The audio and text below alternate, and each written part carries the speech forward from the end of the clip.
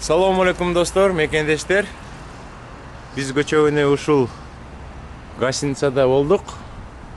Азыр чыгып жатабыз кыдырганы.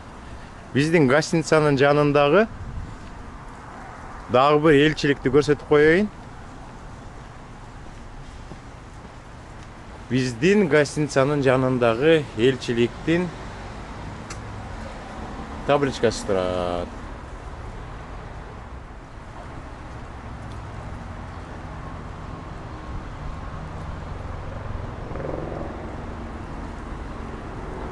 Бул гостиницада саат 12-де чыгыш керек экен түшкү. Саат 11:45 болду.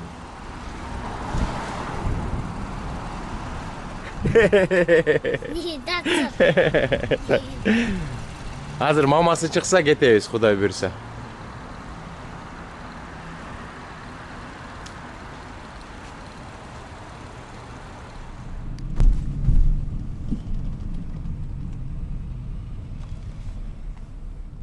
Могул жерде Белый домго ак үйгө кире турган бир пост бар экен. Мына могул жерде, мына ушул жерден киришет экен. Полицейский машиналар көп экен. Мына достор, ушул жер ак үйгө кире бериш жер. Мына буякта полицейскийлер толтура турат. Ар бир кирген машинаны текшерип турушат экен.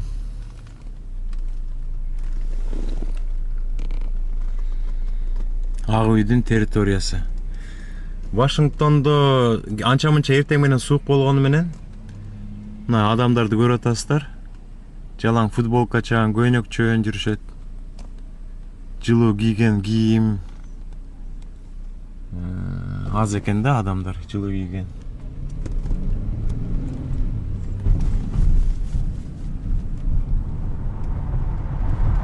Биз азыр Капитолийге барабыз.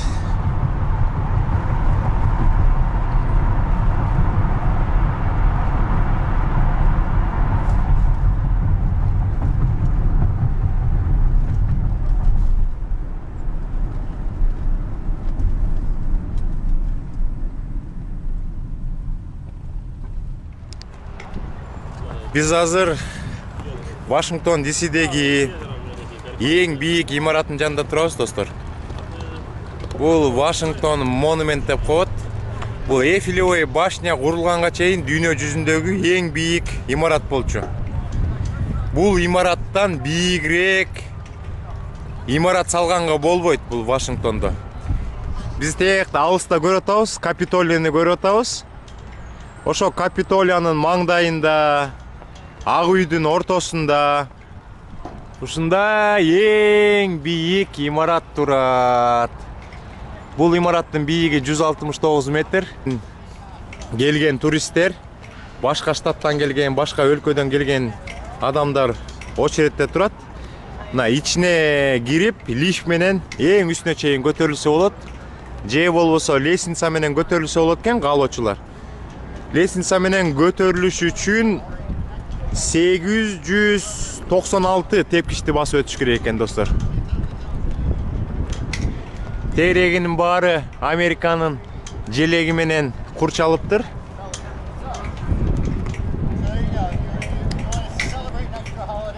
Мына бул жерде полицейский да турат. Ичине кирем дегендер ушул отуруштарга отуруп өзлөрүнүн кезегин күтүшөт экен, достор. Азыр убакыт болсо биз Капитолийга чейин барабыз, бирок бул жактан Капитолийга чейин абдан алыс экен. Бул монумент Американын эң биринчи президенти Джордж Вашингтондун урматына салынган, достор.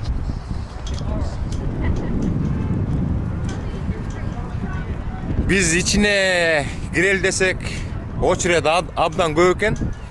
Ичине кирбейбиз го дейм. Бул монументти бир сыра көргөндөн кийин Капитолийга барганга аракет кылабыз. Бул жагында болсо Джордж Вашингтонго арналган музей турат. Достор, көп кинолордон көрүп калабыз. Алыста турат Джордж Вашингтондун урматына арналган музей. Ошонун бер жагында көп америкалык кинолор тартылган чоң бассейн турат, достор.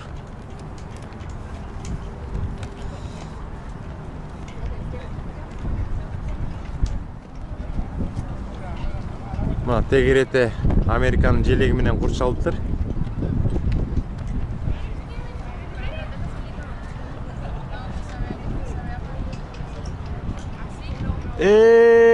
Деди.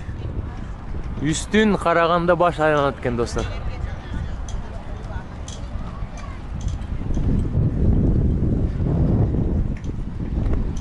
Бул өзү дагы мрамордон жасалыптыр. Жердин баары мрамор экен. Анан ушул элдер күтүп отурган жерлер дагы мрамордон жасалыптыр.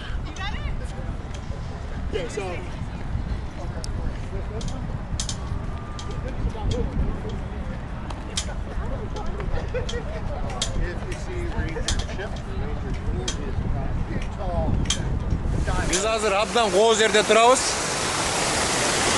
Молардын баары фонтан экен. Тигил жерде Вашингтон мемориал турат. Ошондон бери көздөй келсек, бул жакта Пасифик деп турат, Тихоокеанский. Ар жагында болсо Атлантик деп жазып коюптур, ал Атлантический. Штаттарды экиге бөлүп коюптур, Америкадагы болгон штаттарды. Мына бул жакта Айдахо, Юта, Небраска, Норс Дакота, Орегон дейт, Арканзас, Мэйн, Индиана, Огайо, Мэриленд, Нью-Джерси, Делавэр деп 3 штаттардын баарын жазыптыр. Аркы сторонасында дагы мына алыстан окуп атабыз. Аляска, Аризона, Оклахома, Невада, Миссури, Луизиана. Так, Джорджия деп турат. Норс Каролина, Теннесси деп бүт штаттардын, Америкадагы болгон штаттардын баарын аттарын жазышыптыр достор. Мен бул жакка өзүм мурда 2 жолу келгем, бирок үй бүлө менен 1-чи жолу келип атам.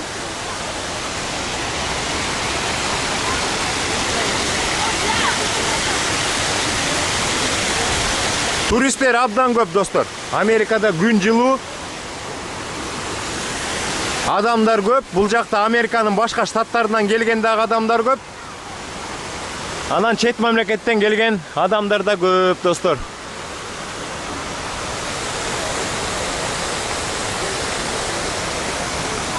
Ар бир бекендешке кааларым насип болуп жаратканыбыз колдоп Америкага келип ушундай жакшынакай жерлерди көрүшүңүздөргө мен тилектешмин достор.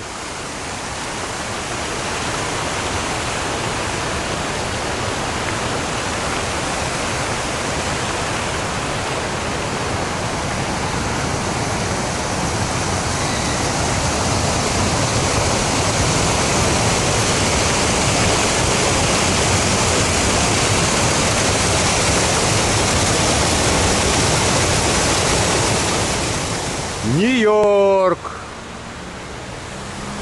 Кентукки, Огайо, Индиана дейт достор. Ой, Огайо дейт. Мен Огайода жашайм да. Мына Огайонун жазылган жери экен достор. Иллинойс дейт. Мына Чикагого келгенде Иллинойска келесиздер. Мэйн дейт, Арканзас, Флорида дейт. Аризона. О.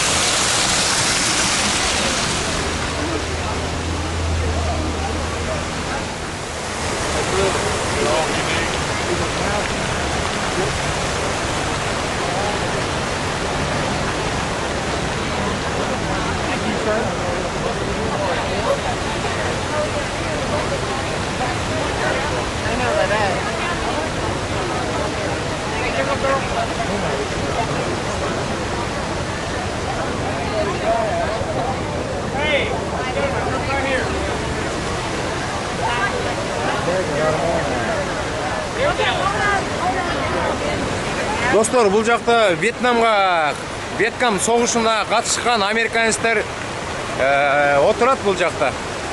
Бүгүн деген Америкада майрам экен, Veterans Day деп коет. Бул Вьетнам согушуна башка Американы коргоо максатында согушка катышкан баягы ветерандардын күнү болуп эсептелинет.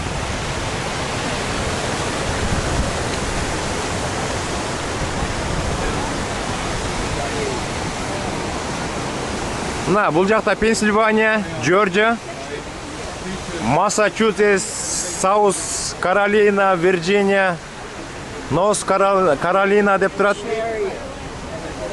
Мына Вермонт, Теннесси, Луизиана, Миссисипи. Ошо бүт Америкада болгон штаттардын баарынын аттары жазылыптыр. Миссури, Мичиган.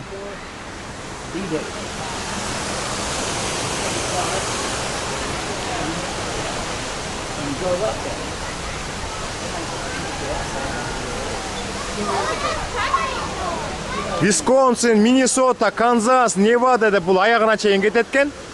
Тиякта Алясканы көрүп атам, Аризона.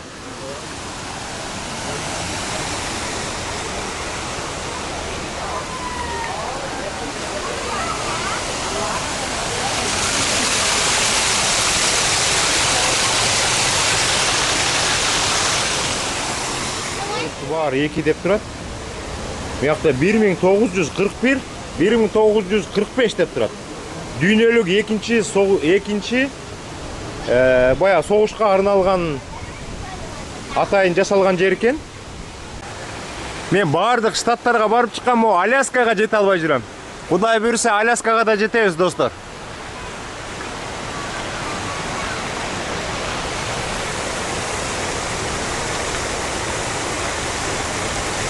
Бүгүн Америкада ветерандарды эскерүү күнү абдан чоң майрам болуп эсептелинет. Мына бул жерде Вашингтон мемориал менен Джордж Вашингтондун музейинин ортосундагы бассейндин четине согушта каза болгон ар бир солдаттын аттарын жазып, пакеттерди коюп чыгыптыр. Ушул пакеттердин ичинде орусча айтканда пепелдин үстүнө свечка коюп коюптур, достор. Мына бул жакта ар бир каза болгон солдаттын аты жазылып турат. Кайсыгы армияда, мына бул жакта деген моряктар деп жазылып турат, воздушно-десантный деп турат. Буякта летчиктер да бар экен. Мына достор, ушундай пакет экен. Ушундай пакеттер менен бүт бассейндин тегерегин бүт барын курчап чыгышыптыр.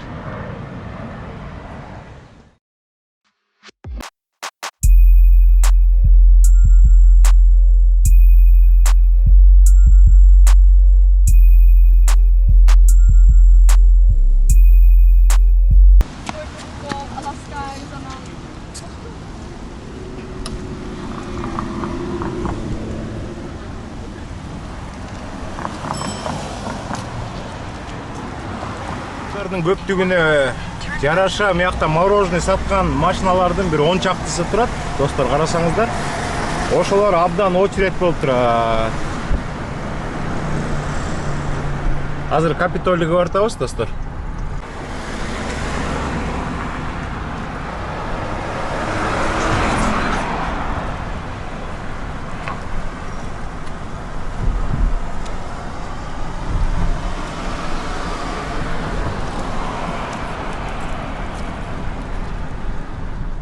Бул жерде айыл чарба министрлиги бар экен.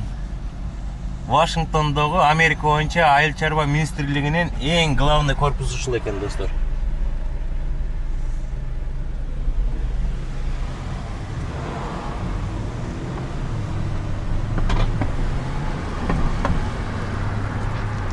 Вашингтон DC бизге абдан жакты. Вашингтон DC'нин мурда четинен эле өтүп кетчү элек. Ичин бүгүн кыдырып жүрөбүз. Абдан жакшы экен. Элдери дагы культурный экен. Жакшы отношение жасашат экен. Күлүп, жайнап тоздоп алышат экен бардык жерде.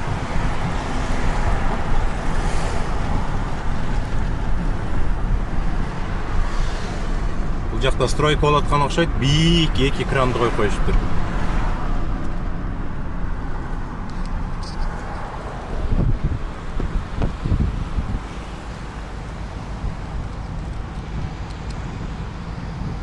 Биз азыр Американын жүрөгү Вашингтон ДСде Капитолиянын жанында жүрөбүз.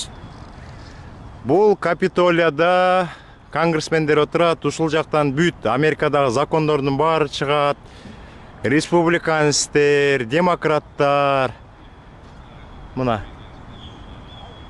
Бул жакта демократия, элдердин баары, каалаган элдердин баары Капитолиянын астына келип, сүрөткө түшүп, видеолорду тартып жүрө беришет. Баарыңыздарга насип болуп, ушул Вашингтон ДСге келип, Ак үйдү көрүп, Капитолияны көрүп дегендей. Жакшы күндөр көп болсун, достор.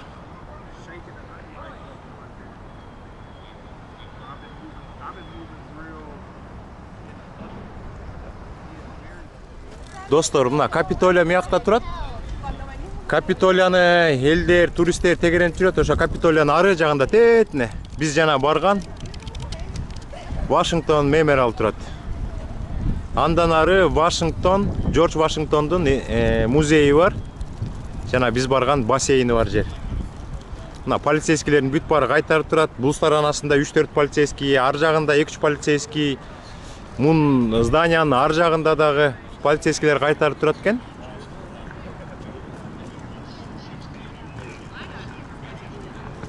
Мына бул жакта да полицейский кетти.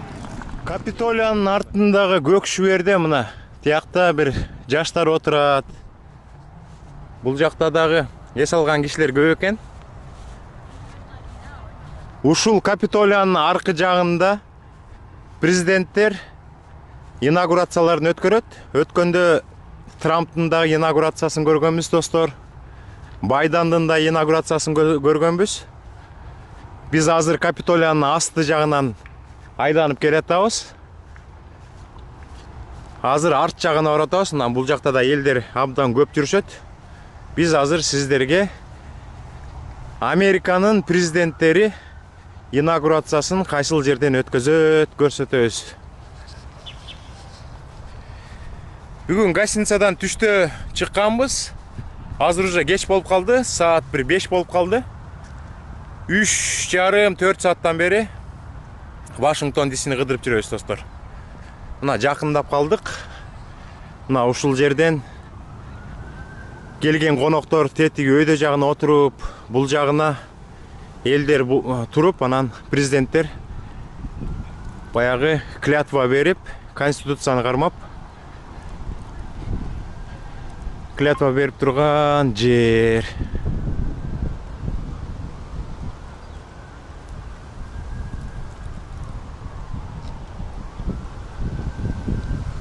Мына бул жакта полицейский турат. Тегерете кайтарышат экен. Мына бул жакта дагы элдер көп экен.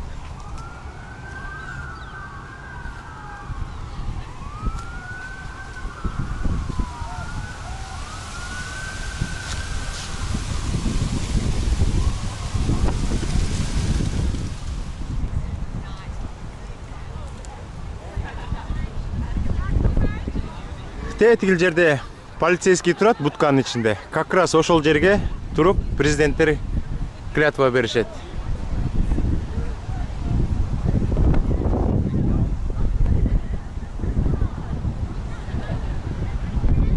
Мындан ары элдер ылдый түшүшөт экен. Вашингтон мемориалга барып, андан ары жанагы бассейндин жанынан өтүп, Американын эң биринчи президенти Джордж Вашингтондун музейи бар экен. Биз ал жерге барган жокпуз. Мен мурда баргам. Бирок Салима баспайм, кайра кетебиз деген үчүн барган жокпуз. Ичинде Джордж Вашингтондун креслода отурган чоң статуясы бар.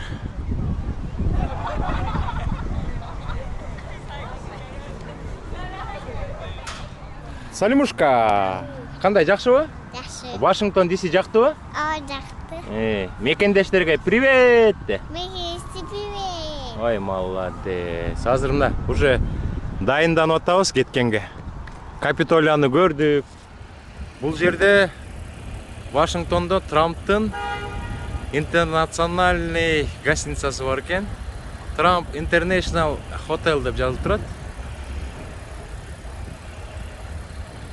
Мына Трамптын зданиялары абдан көп Америка боюнча. Бул жакта дагы бир гостиницасы бар экен.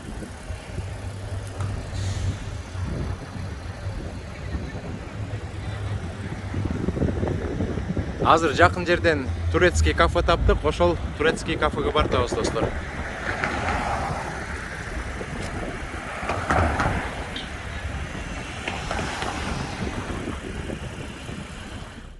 Вашингтон абдан жакты. Вашингтон дисинин мурда четтен өтчүбүз. Ичин кыдырып жүрөбүз. Абдан жакты, достор. Көрсө ичин кыдырыш керек экен. Филадельфияны дагы мен көп жактырчу эмес элем. Өткөндө ичин кыдырганда абдан жагып калган. Азыр мул турецкий кафеге жеткиче сиздерге Вашингтон дисин ичин көрсөтө кетейин, достор.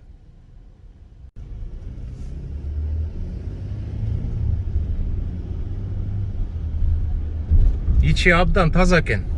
Элдер дагы жагымдуу экен, жакшы атнашайын жасашат экен, күлүп турушат экен. Бир суроо болсо айтып берип турушат экен.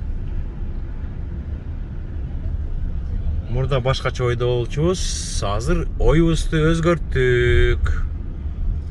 Мыякта мына Chase банк бар экен. Менин эң жакшы көргөн банкым.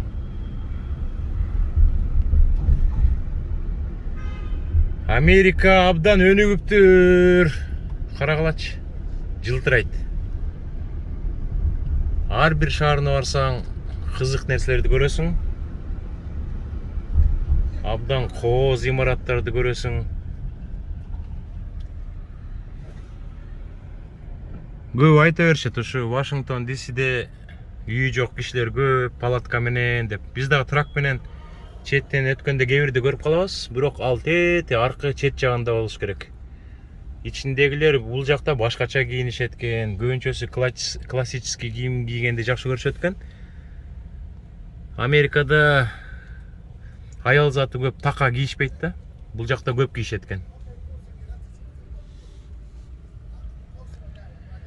Ушул видеонун акырында мен сиздерге жана айткандай үйлөр жөнүндө информация берем.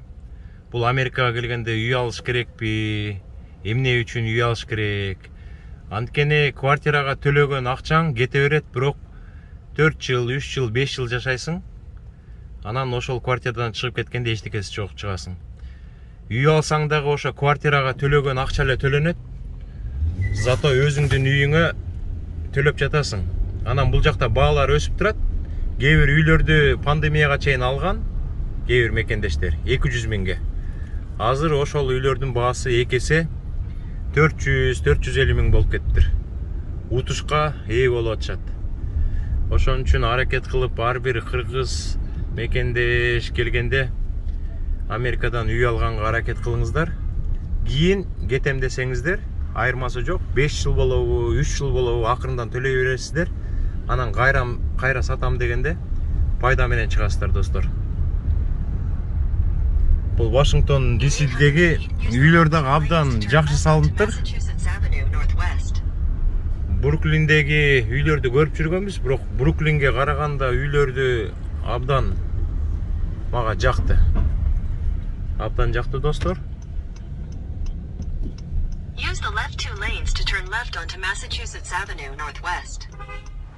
Достор, кеч болду. Бүгүн акыркы түнөбүз дагы, эртең жолго чыгабыз. Азыр ошо Вашингтон дисинин центринде бир гостиницага келе жатабыз. Ушул жактан номер алдык. Бул гостиница абдан кымбат гостиница экен. Бир номери 700 бирдемеден экен. Бирок ковидке жараша, достор, ковидке жараша номерлери $135 экен. Мына ушундай гостиница экен. Биз 4-чү этаждан орунду калдык. Азыр мен сиздерге ушул жерге отуруп Америкадан үй алыш керекпи, кандай кылыш керек баарын сиздерге түшүндүрүп берем. Азыр буюмдарды комнатага калтырып келели.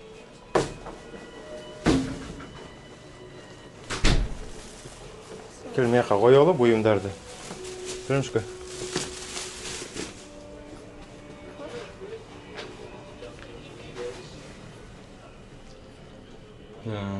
Жакшы. Достор, убакыттын кеч болуп кеткенине карабастан сиздерге Америкадан үй алуу процессин кичине өзүмдүн билгенимче түшүндүрүп коеюн. Кыргызстандан үй алуу абдан жеңил. Эгер сиздер бир үйдү жактырып калсаңыздар, ошол үйдүн ээси менен кезигип, үйдү бир сыйра көрүп, баасын такташып, ошол эле күнү барып госрегистрге үйдү сатып алып, документтерин оформить этип, эртеси күнү же ошол күнү эле кечинде кирип хозяин болуп калсаңыздар болот. Америкада процесс абдан башкача жана оор да. Үй алыш үчүн көптөгөн процесстерден өтүш керек. Үй алыш үчүн биринчи үйдү табыш керек. Үйдү табыш үчүн Америкада көбүнчөсү интернеттен издеп табышат. Зелеге окшогон көптөгөн программалар бар. Ошолордон Американын каалаган штатынан, каалаган шаарынан, каалаган районунан сиздер биринчи үй табасыздар. Үй издеп, апартмент болобу же жер үй болобу, өзүңүздөр каалаган үйдүн данныйларын кирсеңиздер чыгат. Анан көбүнчө ошол сиздер тандаган үйдүн астына ошо риэлтор деп жазылат. Анан сиздерге үй жакканда көбүнчө үйлөр open house деп коет бул жакта. Определенный күнү саат мынчадан мынчага чейин ачык болот. Каалаган кишилер көрсө болот деген астында жазып коюшат. Ошол учурда барып, ошол үйлөрдү же апартмент, квартираларды көрсөңүздөр болот. Көрүп, эгер сиздерге жагып калса, сиздер биринчи очередь ошо риэлтор менен сүйлөшүп, анан офер толтурушуңар керек да. Офер деп коет. Офер толтурганда ошол жака бүт өзүңөрдүн данныйыңарды жазып, мен үй алганда мынча процентин төлөйм, мынча процентин банктан алам деп жазасыңар. Кээ бир адамдар 15% төлөйт, кээ бирлер 25, кээ бирлер 50% төлөйт. Бул Америкада минимум үй алганда 3% болуш керек. 3-5% төлөш керек обязательно. Общий баанын.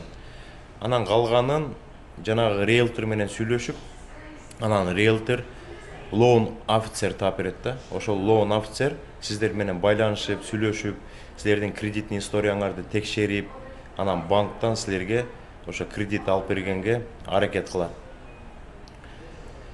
Эгерде баардык маселе чечилип, ошол үй сиздерге буйруса, анда процесс башталат. Бул офер деген эмне? Силер офер ошо өзүңөр үйдү кандай процесс, кандай жол менен ала турганыңыздарды баарын толтургандан кийин, ошол үйдүн ээсине канча киши офер толтурса ошончо офер болот. Например, үйүн алам деген, например, 50 киши офер жазышы мүмкүн. Ошонун үчүнөн кимдин офери жагып калса, үйдүн ээси өзүнүн риэлтор менен сүйлөшүп, анан ошону тандайт дагы, калгандарын ответ жиберет. Биз сиздерге сатпай калдык деп. Анан өзү тандаган адамга кайра ответ жазат. Макул, кезигели, үйдү сүйлөшөлү деп. Анан эки жак сатам деген, алам деген киши өзлөрүнүн риэлторлору менен кезигип, анан ошол жактан сүйлөшүшөт. Сүйлөшүп, анан эгер силер точно алам десеңер, бизге задаток бергиле дейт. Анан ар кандай $1000, $2000, $3000 чек жазып берип, задаток берилет. Андан кийин ошо үйдү алардын астында үйдү проверкалардан өткөрүш керек да. Сиздер деген бул жакта обязательно проверкадан өткөрүш керек. Үйдүн состояниясын, канализация, крыша, жыгачтан жасалган үйлөр болсо курт жеген эмеспи, ошо состояниясын бүт баарын карап чыгыш үчүн жок дегенде бир 2-3 проверканы өткөрүш керек. Ал проверканы специальный кишилер келип проверка жасап берет сиздерге. Анан ар бирине акча төлөп бериш керек. Бир $400-500 төлөп бериш керек. Ошондон кийин ошол проверкадан кийин анан чечим чыгарасыздар. Анан сата турган кишиге айтасыздар, мыягы жакшы экен, мыягы жаман экен, мыягы жакшы экен, мыягы жаман экен.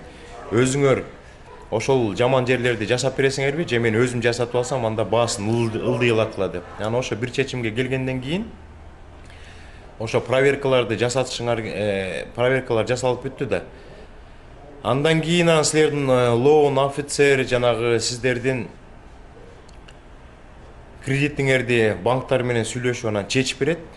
Канча процент менен берет, силер канча процент төлөсөңөр, ошол убакыт алат. Анан утур кездешип, 4-5 жолу кездешип, ошо процесстин башынан аягына чейин эң жакшы дегенде 1-2 ай болуп кетет. Азыр ковидтин аркасынан дагы бул процесстер абдан узарып кетти. Анан бир 3 ай, 4 ай, 5 айдан кийин бүт баары иштер бүткөндөн кийин клоузинг деп коет. Клоузинг деп атайын сот болот. Ошол жакта сата турган кишинин лоун офицер, риэлтор, судья, силер жактан ошол жактан бир определенный датада баары чогулуп, ошол жерден чечилип, анан үй сатып алган киши эч кандай акча төлөбөйт. Эми сүйлөшкөнгө жараша көбүнчө төлөбөш керек. Анан үй сатып аткан кишинин ошо общий баасынан бир 6-7% анан жанагы риэлторлорго, анан лоун офицер ошолордун бүт баарына кетет да. Анан ошентип бүт баары бүткөндөн кийин ошол клоузинг деген жерден баардык маселе чечилип, сата турган кишиге акчанын бүт баары берилип, сиздерге болсо үйдүн ачкычы, документтердин баары берилип, анан сиздер үйгө келип, анан киргенден кийин анан бул үй сиздердики болуп эсептелинет. Америкада үй алганда 30 жылга чейин берилет. Эми бирок айырмасы жок. Сиздер 30 жылга чейин үйдү алам деп койгонуңуздар менен акча болсо 1-2-3 жыл төгүп туруп, анан калганын общий төгүп туруп үйдөн кутулуп кетсеңиздер болот. Анан жана мен айткандай, ковидке чейин үйлөр арзан болчу, анан абдан кымбаттап кетти. Ошо ковидке чейин жетишип калгандар, жана айткандай бир 200 миңдин тегерегинде үй алгандар, ковид азыр мына 1-2 жылдын ичинде ошол 200 миңдик үйлөр уже 400 миңге чейин чыгып кетти. Эми аттарын айтпай эле коеюн, бир тааныштар Филадельфиядан 350 миңге үй алган. 1 жыл, 1,5 жыл болуп калды го дейм. Азыр сатсак канча болот деп ошо риэлторлор менен сураштырса, азыр сатса $580 миң сатса болот экен. Ошон үчүн үй алыш керек. Мен азыр канча жылдан бери квартирада деле жашап келатам, эми баардыгы жакшы. Бирок ошолорду санасам, мен уже 200 миңге жакын долларды уже квартирага эле берип койдурмун. Азыр квартирадан чыксам эчтекем жок. Андан көрөк мен ошо башында эле үй алганда утмак экенбиз. Бирок ийгиликтин эрте кечи жок. Ошо эмки жылдары Кудай буйрса жакшынакай бир апартмент болобу же жер үй болобу, ошо үй алыш керек. Азыркы төлөп аткан эле ай сайын $1150 деле ай сайын төлөйбүз, бирок зато өзүбүздүн үйгө төлөп турабыз. Кийин сатабыз десек, например, азыр 200, 250, 300 миңге алган үйүң бир 5 жылдан кийин сатам десең, может 500-600 миң болуп калышы мүмкүн. Ошон үчүн бул жакка келгенде жакшыраак ойлонуп, бутка тургандан кийин, жакшы зарплата тапкандан кийин обязательно үй алыш керек, достор. Ошондой ой, бул үй алуу деген деле бул жакка калып, постоянкага калып калсын деген сөз эмес. Бул маселе менен сиздер кийин утушка ээ болосуздар. Үй деген бул абдан чоң маселе. Кыргызстан болобу, Германия болобу, Америка болобу, өзүңүздөрдүн үй болсо, өзүңүздөр кенен кирип чыгасыздар. Жер үй алып койсоңуздар, конок келет, эт салып дегендей, кененчилик, тууган жора жолдоштор келгенде кенен жаткырып, өзүңөр кенен сезесиздер да, анан кийин пайдасын көрөсүздөр, достор. Ошондой анча-мынча маалымат бердим. Эртең акыркы күн, эртең чыгабыз. Дагы ушул убакыттан колдонуп, Кыргыз элчилигинде иштеген биздин мекендештерге абдан ыраазычылык билдирип кетем. Абдан профессионал, өзлөрүнүн жумушун билген жигиттер экен. Бизди ошо кабыл алган консул жигит Кайрат беле, мен ошо эстен чыгып атат. Кайрат болуш керек, ошол жигитке абдан чоң ыраазычылык билгизем. Сиздер дагы бул жакка келип, ошо паспорттун суроогун өтүп, ар кандай жумушуңуздар болуп калса, кайрылсаңыздар, абдан жакшы отношение жасашат экен. Биз 1 саат отурдук, 1 сааттын ичинде бүт маселебизди чечип, аягында жылуу сөз менен узатышты. Вашингтон DC абдан сонун шаар экен, абдан жакты.